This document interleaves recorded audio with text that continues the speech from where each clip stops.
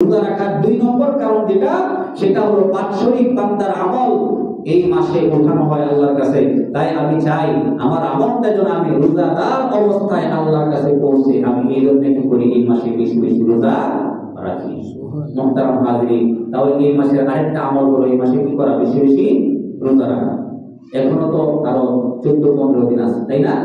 এই জন্য ইনশাআল্লাহ শুধু 13-14-15 আইয়ামে বিধির 3 দিন তো রোজা রাখাই যায়। অনেকেই আছে শুধু শবে বরাতের রোজা করে, কারণ শবে বরাতের রোজা কবে, শুধু শবে বরাতের রোজা কবে, শুধু শবে বরাতের রোজা না, আল্লাহ নবী তো এই মাসে বেশি বেশি রোজা রাখছে। শুধু একদিনের রোজা রেখে আপনি কি করবেন? এই জন্য আরো যে কয়দিন আছে, কমপক্ষে 5 দিন বা 7 দিন আমরা এই 15 দিনের মধ্যে ইনশাআল্লাহ রোজা রাখবো তো ইনশাআল্লাহ। এতে করে কি হবে, আরেকটা জিনিসের রিহার্সাল হয়ে যাবে, কারণ সামনে রমজান মাস আসতেছে। আমি যদি 1 বছর রোজা না রাখি, হঠাৎ করে রমজান মাসে রোজা আমার জন্য অনেক কঠিন লাগবে। আরে কি কষ্ট, সারাদিন রোজা থাকতে হয়, প্রচন্ড রোদের মধ্যে পানি বসা লাগে না। কিন্তু এই শাবান মাসে আমি যদি কমপক্ষে 5টা বা 7টা বা 10টা রোজা রাখি, রাখার পরে আমার সেই আগের অভ্যাসটা আবার ফিরে আসবে, তখন রমজানের রোজাগুলো আমার জন্য কি হবে না, এমন বেশি একটা কষ্ট হবে না, ঠিক না? ঠিক।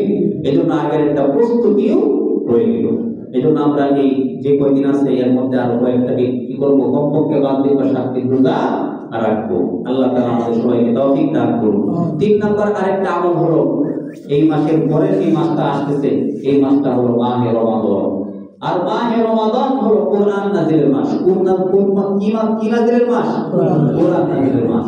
এই জন্য কোরআন নাযিলের মাস, এই রমজান মাসের মর্যাদা এত বেশি কেন, এটা তাফসীরের মধ্যে অন্যতম একটা কারণ হলো এই মাসে কোরআন অবতীর্ণ হয়েছে। এই জন্য কোরআনে কারীম কি করা, বেশি বেশি তেলাওয়াত করার জন্য আগে থেকে এখন একটু প্রস্তুতি নেওয়া। এখন থেকে আমরা বেশি বেশি কি করবো, কোরআনে কারীম তেলাওয়াত করবো। আল্লাহ নবী হাদিসে বলেছেন, আফজালুল ইবাদাতি তিলাওয়াতুল কোরআন। নফল যত ইবাদত আছে, নফল নামাজ, রোজা, হজ, যাকাত, আরো যতগুলো আমল আছে, দান সদকা, এই সবগুলো নফল ইবাদতের মধ্যে সবচেয়ে শ্রেষ্ঠ ইবাদত হলো কোরআনে কারীম তেলাওয়াত করা। সুবহানাল্লাহ। এজন্য আমরা কি করব, বেশি বেশি কোরআনে কারীম তেলাওয়াত করব। 3 নাম্বার, 4 নাম্বার আরেকটা আমল, আমরা যেহেতু সামনে রমজান মাস, 1 টাকা দান করলে 70 টাকা দান করার সওয়াব পাওয়া যায়, অনেক বেশি। এজন্য আগে থেকে আমরা কি করব, কিছুটা প্রস্তুতি নিব। অনেকেই আছে আমরা রমজান মাসে এসে যাকাত দিই। সাহাবায়ে কেরাম এবং সালফে সালেহিন যারা ছিলেন, পূর্বসূরি যারা আমাদের, তাদের একটা আমল ছিল, তারা রমজানে যাকাত দিত না, বরং এই শাবান মাসে তারা যাকাত দিয়ে দিত। কেন?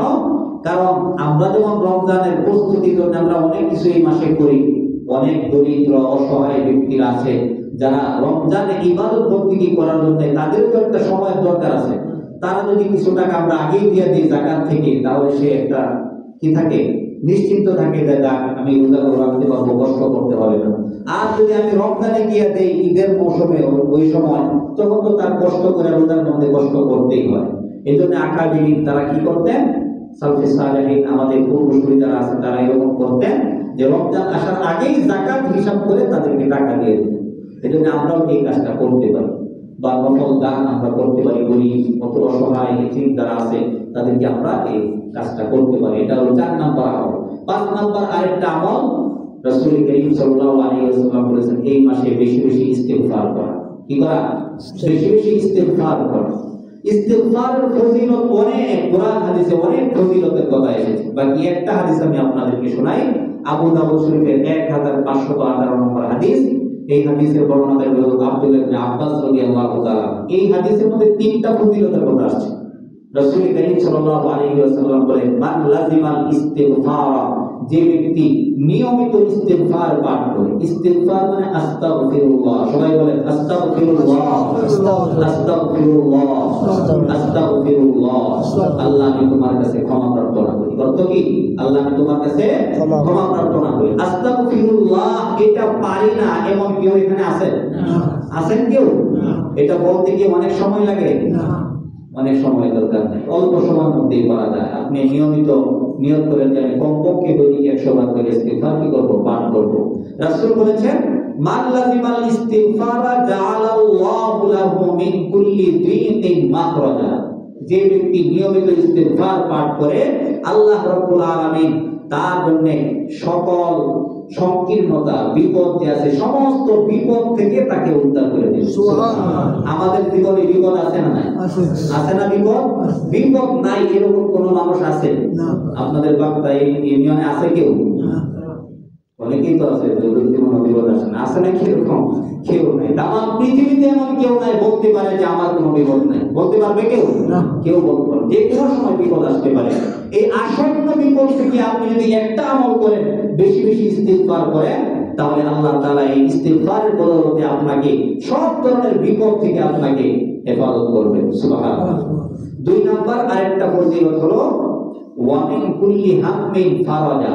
আমিন কুল্লি হাম্মিন ফারাজা। আল্লাহ তাআলা সব ধরনের টেনশন, অশান্তি যেটা আছে, টেনশন থেকে আল্লাহ তাআলা কি করবেন? মুক্তি দিবেন।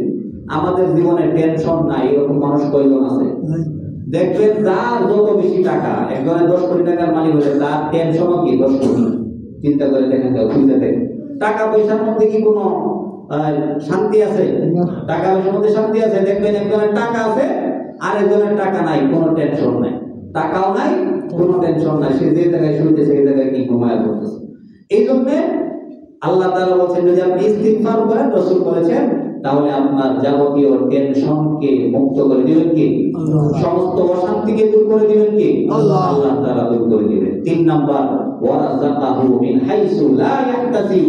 এবং যে ব্যক্তি বেশি বেশি ইস্তিগফার করবে, নিয়মিত ইস্তিগফার আমল করবে, আল্লাহ তাআলা তাকে এমন জায়গা থেকে রিজিকের ব্যবস্থা করে দিবেন যেটা সে কল্পনাও করতে পারবে না। সুবহানাল্লাহ। আপনার কল্পনাও হবে না কোন জায়গা থেকে আপনার রিজিকের ব্যবস্থা হয়ে গেছে। এজন্য ইনশাআল্লাহ আমরা বেশি বেশি ইস্তিগফার করব তো ইনশাআল্লাহ। আল্লাহ তাআলা আমাদের সকলকে যে কয়টা কথা বললাম, 1 নাম্বার রমজানের আর কয়দিন আছে? 15 দিন আছে। সবাই বলে 15 দিন। প্রত্যেকদিন ঘুম থেকে উঠে সাইডে ফেসবুকে কি মারবো? একটা স্ট্যাটাস মারবো, ঠিক আছে? আজকে মারলে কালকে থেকে কি করবেন? এডিট করলেই তো হয়ে যাবে। আজকে যদি 14 দিন হয়, কালকে 13 দিন, পরের দিন 12 দিন, কিভাবে শুধু এডিট করবেন? আরেকবার কাছে দাওয়াত হয়েছে গেল। 2 নাম্বার যেহেতু শাবান আরো কিছু বাকি আছে, কিছু নফল রোজা রাখা। 3 নাম্বার বললাম কি করা? কোরআন কারীমের তিলাওয়াত করা। 4 নাম্বার দান সদকা বেশি বেশি করা। আর 5 নাম্বার বললাম বেশি বেশি নিয়মিতভাবে কি করা? ইস্তিগফার পাঠ করা। আল্লাহ রাব্বুল আলামিন আমাদের সকলকে এই কথাগুলো আমল করার তৌফিক দান করুন। সকলে বলি আমিন।